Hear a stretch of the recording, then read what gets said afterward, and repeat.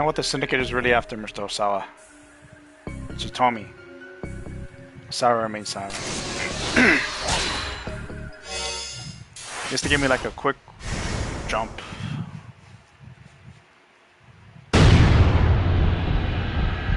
What? Osawa was so startled that his voice caught in his throat. What are you talking about?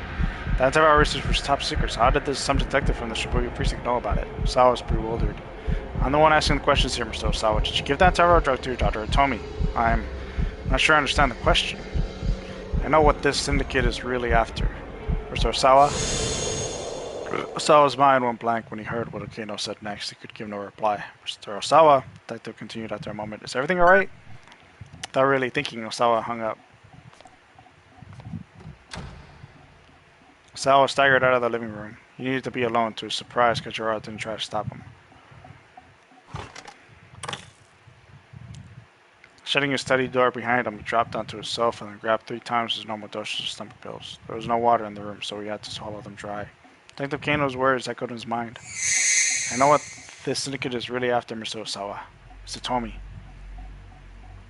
There was only one reason they could be after Tomi. He broke out in a cold sweat as he began to understand what this kidnapping was really about. It all started 6 days earlier. It was April 22nd. Osawa had just returned from the United States the day before. He was in the midst of some routine work at their general research lab when his cell phone rang. It's kind of hard to tell because of all. So the LCD display showed an unlisted caller. With some hesitation, Osawa picked up. Hello? Is this Kenji Osawa? The caller was using a voice modulator.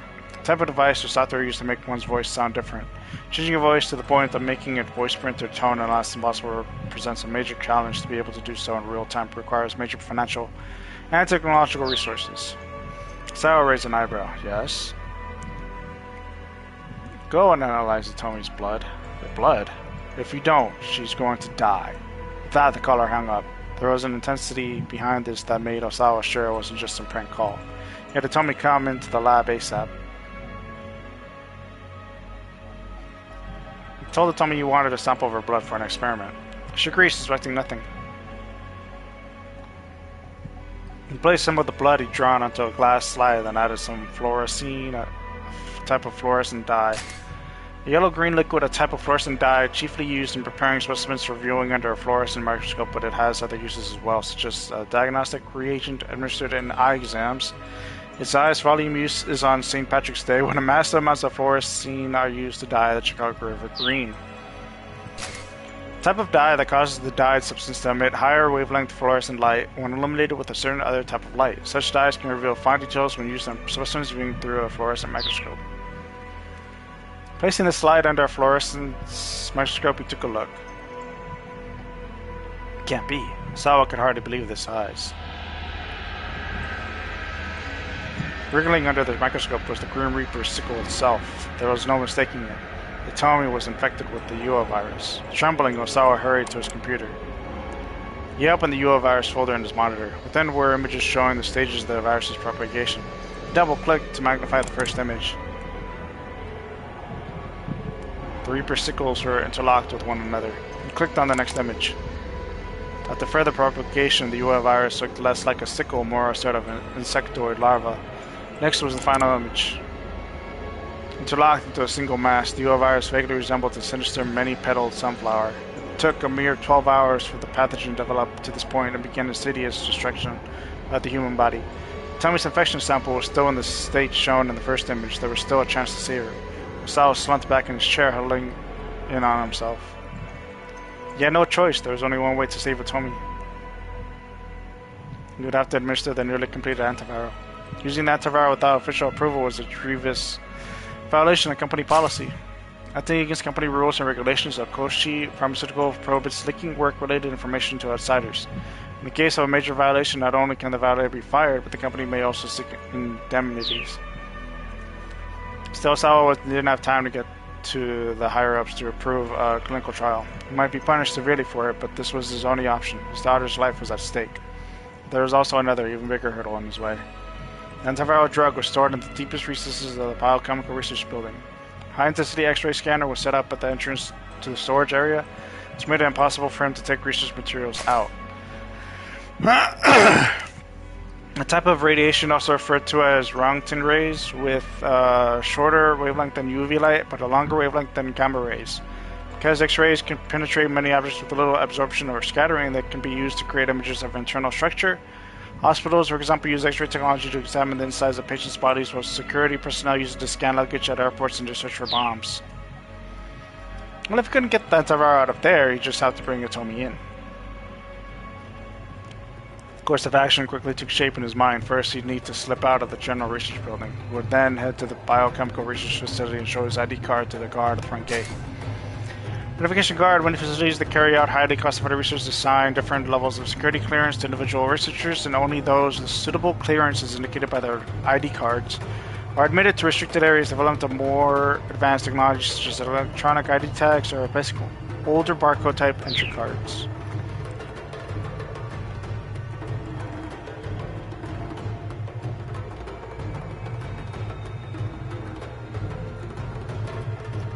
After passing through a lobby under the watchful gaze of several security cameras, he reached an elevator at the end of the hall that went directly to the storage section. This elevator required an ID card scan to operate.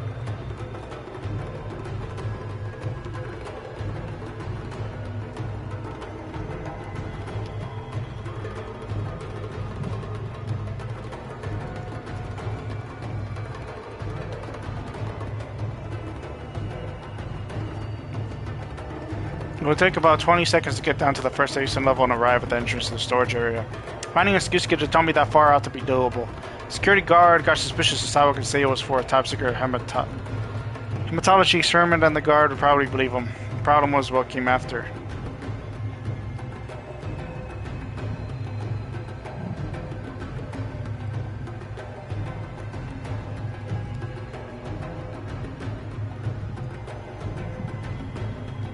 Getting to the storage area itself required fingerprint authentication for both Osawa and Tanaka. This meant that he couldn't possibly get to the antiviral without Tanaka's cooperation. History with uncertainty, Osawa called up Tanaka. He frantically explained the situation. Understood, Tanaka replied. We need to get her this drug as soon as possible. The company finds out about this. You'll be held accountable for violation of corporate policy along with me. Are you sure okay with that? What are you talking about? Tommy's life is more important than company policy. Tanaka spoke without hesitation. Osawa felt an immense surge of gratitude for his assistant. I have to say, I'm deeply moved by your determination, Tanaka added. Moved? Whatever for? You really are worried about Hitomi. Osawa's gratitude faded. What are you talking about? Of course I am. My apologies. It's just that putting your career on the line for something so personal is... It's what? It's not like me? No. Well, yes. I'm sorry. Now Tanaka's voice is colored with embarrassment. Just what sort of person do you think I am? Cyrus is there to ask the question out loud.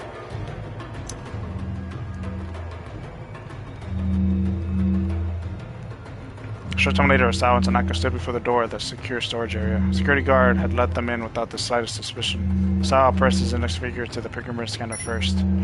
Accepted. He realized he'd been holding his breath as his authorization finally went through. Half a moment later, Tanaka touched his own finger to the scanner plate. Accepted. The lock released with an inaudible clang and the heavy door opened. Osawa hurried to retrieve the antiviral as he picked up a small vial. He had a sudden realization. They are finally going to use this drug in a human test. This fatherly wish to cure Hitomi was overlaid by an intense rush of curiosity. The researchers strive to discover his results. Hurry! He needs to hurry.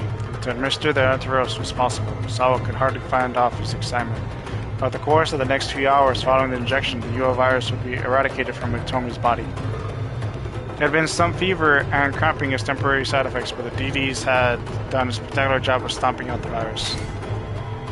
Drug delivery system, also known as smart drug delivery, the ability to target a specific region of the body with a specific drug, has momentous implications for the future of medicine. DDS technology is currently being tested extensively around the world. Saving his daughter's life, Osawa had proven the value of his research. If he had been asked which made him happier, he would have been hard-pressed to give an answer. Afterwards, he asked to tell me where she could have become infected, but she had no idea. He explained the need for secrecy and strictly forbade her telling anyone else what had happened. Now a week had passed since Osawa gave the drug to Hitomi. He'd been conducting checks and had discovered that the DDS had not broken down, but remained in Hitomi's bloodstream. Extracting the DDS was a simple matter requiring just a small blood sample around the nape of the neck. The DDS tends to linger in the nape of the neck because of the lymph nodes located there. These lymph nodes identify viruses that invade the body as foreign substances to be attacked, but they are not always able to overcome particularly powerful pathogens. In such cases, the virus propagates rapidly inside of them. Once the patient has been treated, the antiviral will seek out the virus and accumulate there as well. The DDS itself is simply the delivery system for the antiviral drug. Residual amounts of the antiviral itself stayed behind within the cells. The materials used to create the DDS must, as a matter of course, cause minimal or no harm to the human body. Ideally, rather than accumulate inside the body, DDS substances should be either digested and absorbed or excreted. Because the antiviral must remain in the body for as long as the virus is active, however, a very careful balance must be struck between persistence and dissipation. Using the DDS, it was possible to extract those minuscule amounts from cells in the blood sample. It might take considerable time, but a sufficiently detailed analysis could allow for the antiviral drug itself to be reconstructed. Osawa felt a chill as he contemplated the situation. The kidnappers had known how tough security was at the lab, so they'd come up with the idea of using a human vessel to get what they needed from within. By infecting Yatomi with the UA virus, they'd ensure that she'd receive the antiviral, that she'd have it in her blood.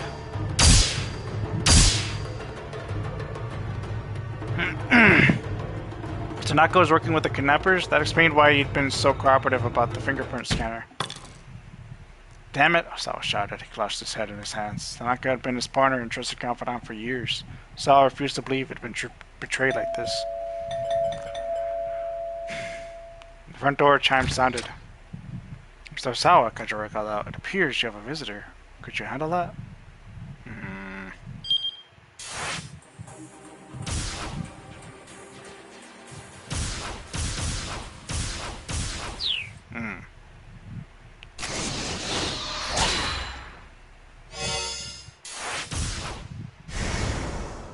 Why is this different? Ah, here we go. He spotted a nameplate that read Osawa. Kenji Osawa, huh? The name nagged at him somehow. It had been in the back of his mind ever since he'd seen it in the phone book back at the cafe. Had he heard it someplace before? He walked up to the gate and pressed the button for the intercom. Even the little chime it made when pressed sounded elegant. Minorikawa waited, but there was no response. He looked at his watch. It was 2:30 now. His interview with Shinosuke Arai of the Wandering Angels was supposed to have started already. So he wanted to meet with the twins first if it was possible. He had to make a choice. I'm still going with B. Oh, well, I'll have to come back later. Minorikawa decided he'd better get to his next interview. He started to head back toward the taxi. No one's voice came through the intercom.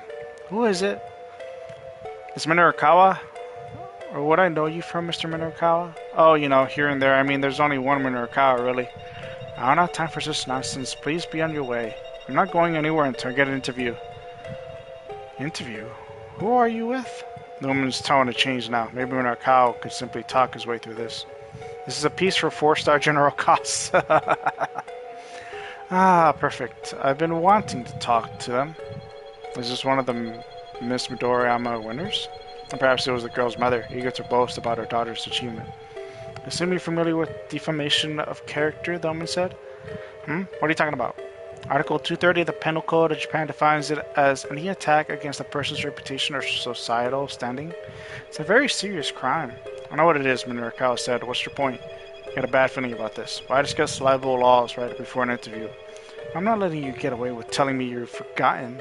I wonder if you'll remember once I bring up charges. Her tone was calm and level, but laced with malice. You're talking about nonsense, lady. Are you the mother? I've got business with your daughters. Put one of them on the line. Nonsense? The woman's wrath radiated from the intercom. It's your 4-star General Gossip that specializes in nonsense. Her voice was so loud that it was cracking. Detective, arrest this man. He's a criminal. Detective, huh? You don't really think I'd fall for that, do you, lady? Just who do you think I am? I'm Minoru Minorikawa. He crossed his arms and struck a defiant pose. Then the front door opened and several men came trotting out. Sir, one of the men said, we'd like to ask you a few questions. At the word sir, the man flashed his badge and Minorikawa turned to run a reflex. Stupid. He hadn't thought she'd actually send detectives after him. Just what the hell had Heaven Publishing done to her? Never mind, you needed to get out of here. You couldn't afford to get arrested right now. Dummy. Ah, boy. Out with it. You abducted that girl, didn't you? Detective, you keep asking me the same question over and over. And I keep on asking until you tell me the truth.